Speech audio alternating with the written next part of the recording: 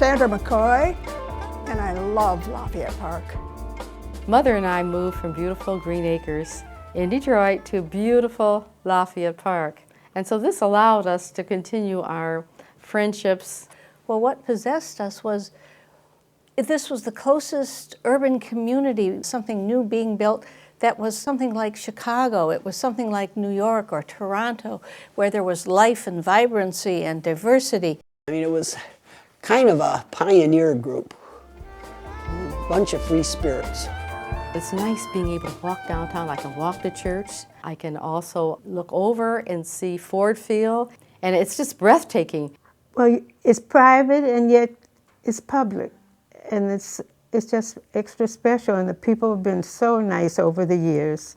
I think one of the most unique things about the park would be if you could take an aerial photo of the park. What it allowed was having a lot of people in a close proximity and no through streets. The absolute ideal design of the park allowed all of us to play together. There were so many interesting people. I worked at the Lafayette Clinic, and I would say it was 5 minutes walking, 3 minutes running to work. You can't show anybody this tape. The Campbells were the Easter bunnies. And we put out Easter baskets to every one of the houses with an egg for every child and candy, and they never knew who did it. Everybody went to everybody's house. We had a man who played the tuba. On Friday nights, he would march around marching on Pretoria, and he'd march through everybody's house, and everybody'd get behind him, and we partied a lot. Well, they were lively, interesting, and you never wanted to miss them. And I'd have to say, how shall I say, there is no place like Lafayette Park in terms of friendship, in terms of openness. I like the people.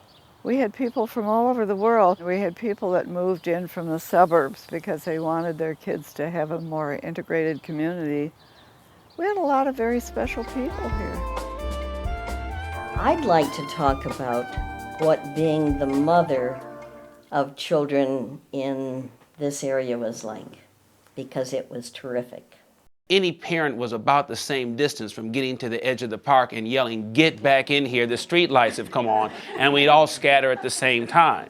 Children loved it because there was always someone of their same age to play with or to be with, and they learned from each other what life was like. And now they have all said that without Lafayette Park, you know, they might have been very different people.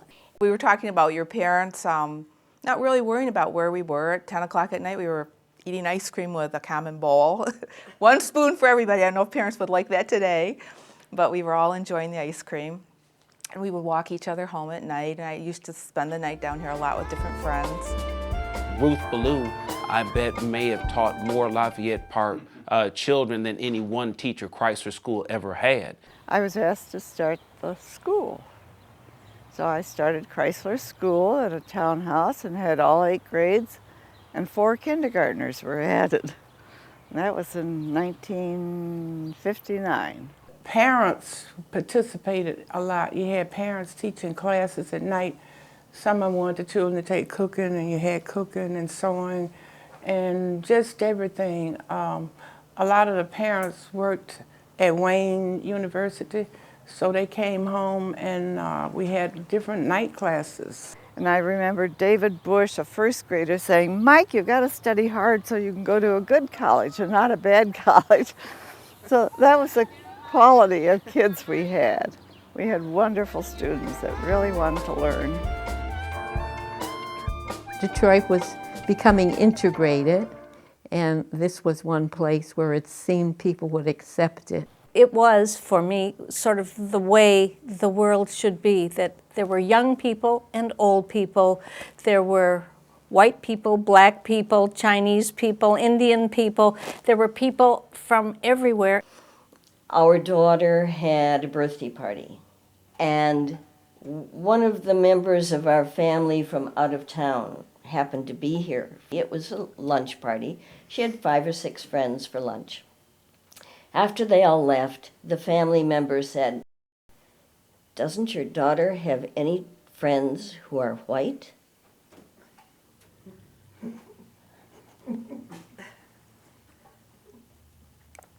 No, I guess she doesn't. I have to say. As I've been living here, things have been happening. I didn't realize it was a park there, even though I lived downtown since 1993.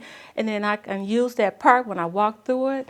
I see all the beautiful different trees. I see people constantly walking through the park, jogging through the park, picking up, cleaning up in the park. And so I'm like, this is so nice. I'm more in love. Well, I like the neighborhood, and when I leave my apartment and walk through the townhouses, it's just a beautiful sight to see. The lawn, the flowers, the people speak friendly. It's just been great. So this is a quality area to live in, and that's what I like about Lafayette Park, besides the nice residents and how everybody get along. It's a great community to live in. So I'm so happy to, shall we say, cheer for the area, publicize the area, and tell people this is the place to be. I love it.